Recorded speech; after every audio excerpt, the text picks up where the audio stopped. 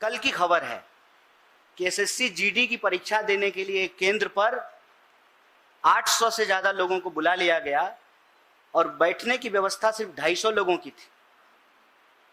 जो शिक्षा मंत्री, जिस देश की सरकार एक परीक्षा नहीं ठीक से करवा पा रहे हैं, आप बताइए कि एक साफ सुथरी परीक्षा के बिना, इस देश में ईमानदार गुरु के बिना हम विश्व गुरु कैसे बनेंगे।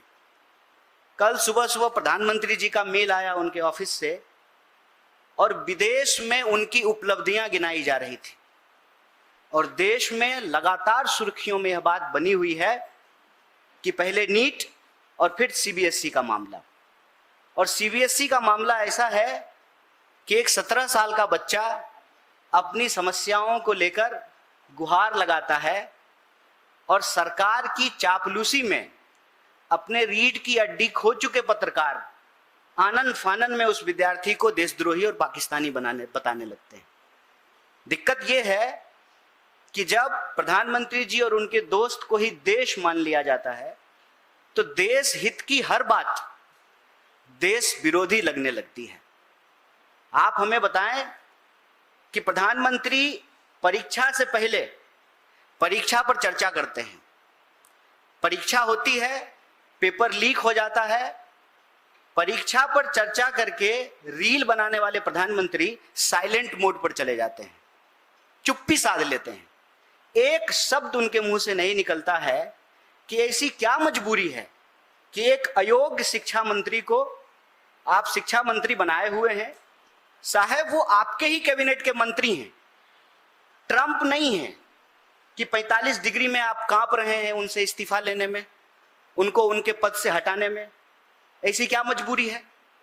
आप पिछले 2 सप्ताह के घटनाक्रम को देखिए।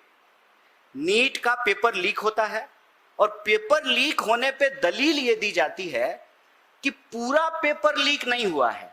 पूरा पेपर लीक कब होगा? जब क्वेश्चन पेपर न्यूज़पेपर में छप के आएगा।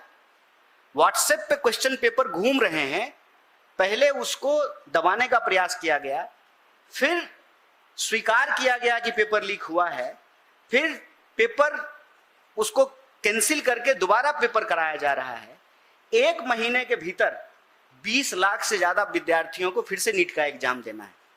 अभी नीट के मामले में प्रतियोगी छात्रों की आत्महत्या की खबरें आने लगी, फिर सीबीएसई का मामला आ गया।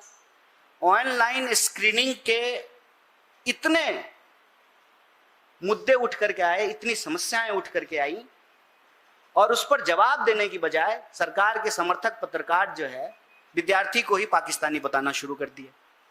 आज इस देश की स्थिति यह है कि यह सरकार एक भी परीक्षा ठीक से कंडक्ट नहीं करवा पा रही है।